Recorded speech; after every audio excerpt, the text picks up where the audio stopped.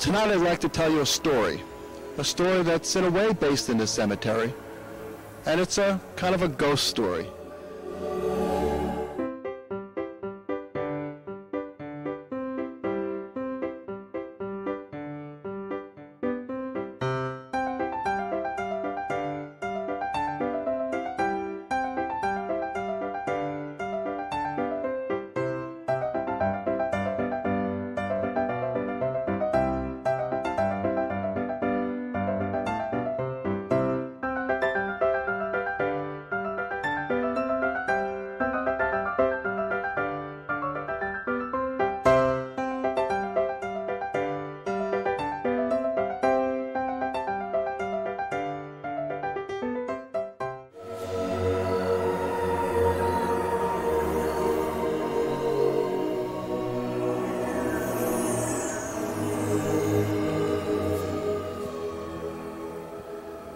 Good evening. This is Art Mattson, Lynbrook Village Historian.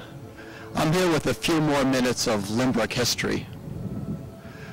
Once again, I'm in the Rockville Cemetery here in the border of Lynbrook. This place has a Lynbrook post office address, but I doubt any of the folks around here will be able to return any of your mail. When I come to this cemetery, I feel a spirit here. It's kind of a spirit of, or maybe a pioneer spirit, because these graves date way back to the early 1800s. And these are the people who came here and risked everything to start off in a new place, some coming across the sea in tall ships, and some of them lost their lives in the process. Well, as part of that sense of this being an old and historic cemetery, I have a bit of a ghost story for you. It's also now autumn. I wish I'd brought my jacket. It's a bit cool tonight. And we think of spooks and ghosts, and yes, there is a Lynbrook ghost story. I got a call about 15 years ago from a woman who did admit that she lived in Lynbrook, but wouldn't tell me exactly where she lives. And she called me because she said she had a ghost story. But not a story, a ghost fact, because she has seen a ghost in her house. The reason she called me was she said this ghost, although a young girl, is wearing very old clothes from the 1800s. Button-up shirt and dress, high collar, button shoes, high button shoes, perhaps even boots. She could tell very much that this was well over 100 years old. I asked her to go on with the story because I had never heard anything about ghosts in Lynbrook. And she said that it was not just she, but also her daughter has seen this ghost, and that it always happens in the sewing room on the second story of her home. It happens in the winter time or late fall, when the sun is low in the sky and comes in, glancing in through the window, that she's seen a young girl in that sewing room. She's not even certain that it's the same girl all the time, because each time she's seen her, sometimes she looks a bit older and sometimes a bit younger.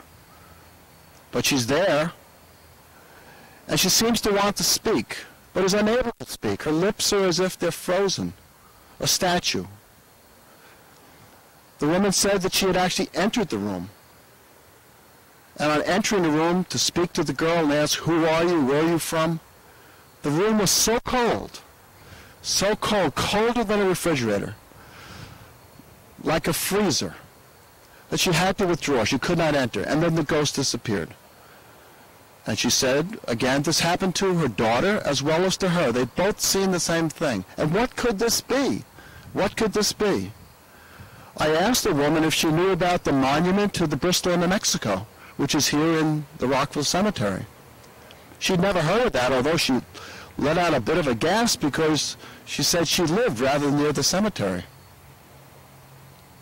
I said, that wreck took place in 1837, and 115 people died, most of them women and children, and most of them froze to death. In fact, all froze to death on the ship off Long Beach, only 200 yards from shore. I said, I have some information down in the basement. I'm doing some research for a book, And I have a letter that was written describing some of these people as they lay there. Would you like me to get it? She said yes, and so I did. And I have a transcript of that letter here. I'll read it to you now. The same letter I read to this woman over the phone. There, lying on the frozen dirt floor of a barn, was scattered about among the number 4 or 5 beautiful little girls, from 6 to 16 years of age, their cheeks and lips as red as roses, with their calm blue eyes open, looking you in the face as if they would speak. I could hardly realize that they were dead. I touched their cheeks, and they were frozen as hard and solid as a rock, and not the least indentation could be made by any pressure of the hand.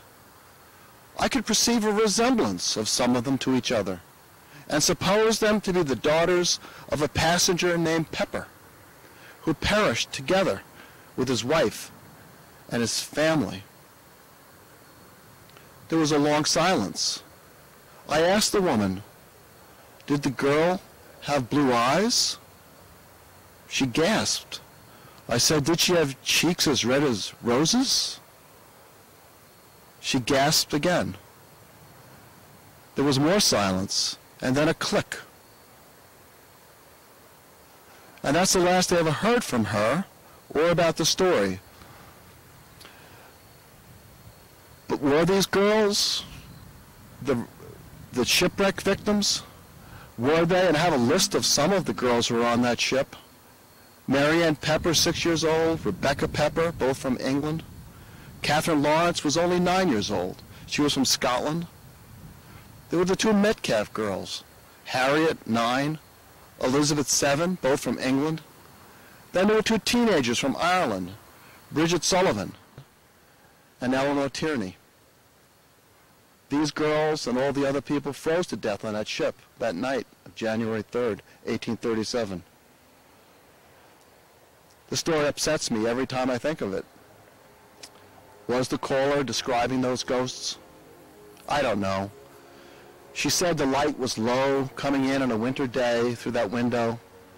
Maybe it's the way the window pane was shaped that cast some sort of a reflection. Was the room actually cold? Was it just maybe the heating system? The radiator wasn't working properly.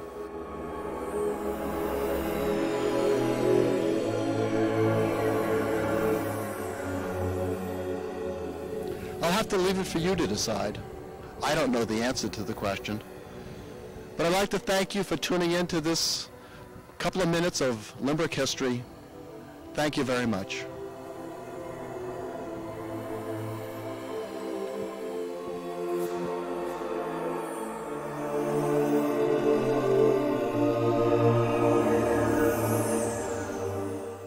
If you're interested in learning more about the history of the wreck of the Mexico or of the Bristol in 1837, I have a chapter in my book down at the Lynbrook Public Library. There are several copies there. Take a read.